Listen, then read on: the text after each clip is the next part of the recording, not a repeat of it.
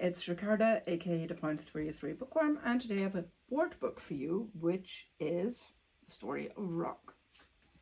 Now, this book is, here it says, perfect for baby rockers. I got this for my son when he was not much bigger than this.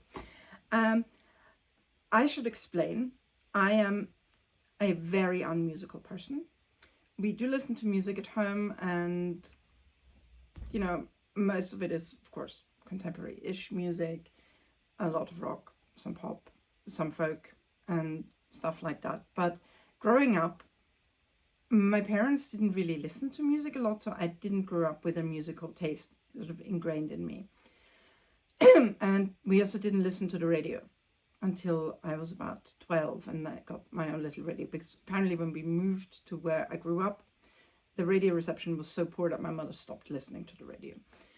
And when I was in high school, one of my teachers, my music teacher, was actually an assistant professor at the university as well.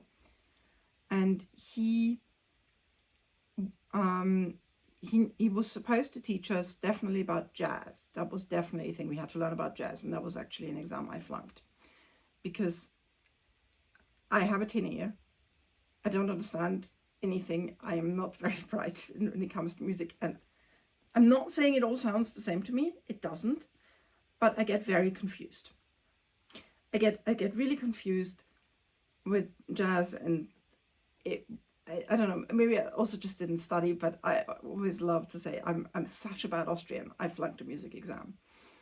And then there was sort of, I think the teachers were kind of given free rein to just, I really don't know what the curriculum said to make them do what they did, because we also had another teacher sometimes substituting, and he did pretty much the same thing, which is they would then teach you about pretty much anything that happened since the Beatles.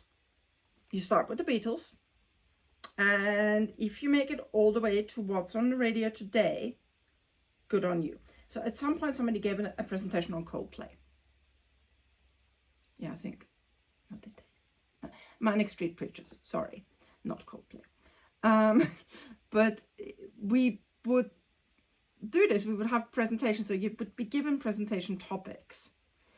And it would be like, okay, you can do... So I chose French chanson because I had lived in Switzerland by this point, so I was quite familiar, and I gave, presentation, and we talked about Serge Gainsbourg, we talked about Ravel, we talked about Edith Piaf, and we went all the way up to what was big at the time. Then it was 2000, so the soundtrack to the Romeo and Juliet musical was huge. Le Roi du Monde was the big song there, and we had people doing presentations on AC/DC and Bon Jovi and stuff like that. And then we had exams about this where you were asked,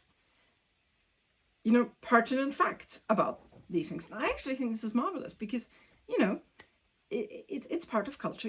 And when you go to an Austrian high school that doesn't specialize in a vocational training, I think you should be given a broad education, and that includes culture. Now, I try to give my children this education very early, which is why we have The Story of Rock. Now, it's the illustrations are obviously very cute, and it starts with, there's an old song that says blues music has a soul, then the blues had a baby, and they named it rock and roll. So that's where we start, and then we are immediately Chuck Berry and Elvis Presley. And, it has all sort of, as far as the 60s, I'm kind of with them. So you have Bob Dylan, Rolling Stone, Beatles, and Janis Joplin, The Who, The Grateful Dead, and goes as far as Woodstock and Hendrix. Now, that's kind of where I go off the rails a little bit with this. It's not that there's anything wrong with what they include. I personally have an issue with what they exclude. Now, and that's the only problem that I have with this book. It is, to my mind, it is far too American-centric. It misses out on a lot of European things that also have a very big influence. For instance, there is no Cool Britannia in here, so there's no Oasis. There is no, Swedish contingent. There is no Roxette. There is just American stuff, and some of it just, okay, I mean, I have no problem with Imagine Dragons. None at all. I like them, but I just don't really think that No Doubt merits an inclusion when Oasis doesn't get one. But other than that, this is a very good book for small children. Unfortunately, it doesn't have any buttons to press to play the music, so I just created a YouTube playlist to go with it, and the kids really took to some of it. So my eldest really liked the Rolling Stones. Then he just,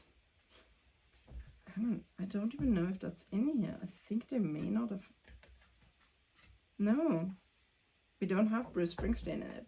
Sorry, it's just Bruce Springsteen the kids really like, or as my eldest called him when he was little, the angry shouty man. But anyway, so I generally, if you look for an introduction into rock music for your kids, this is definitely a very good one, and you can start really early because it is a board book. They can chew the corners, and that's good. And like I said, unfortunately, it doesn't come. I think that's a missed opportunity. They should have had probably a QR code with a playlist, but you can easily make your own playlist for this.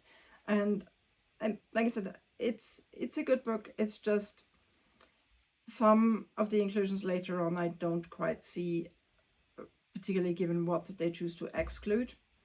And I think the world is, the world apart from America exists also in musical terms, and I think that should be given a little bit more credit than it is in this. But other than that, I really, really recommend this book if you're trying to just give your small children a broad view of the world and broad education. I think music is very important, and this is definitely a good introduction into rock, because it's part of culture, it matters, and yeah, I really recommend this book, and I'll see you again very soon. Bye.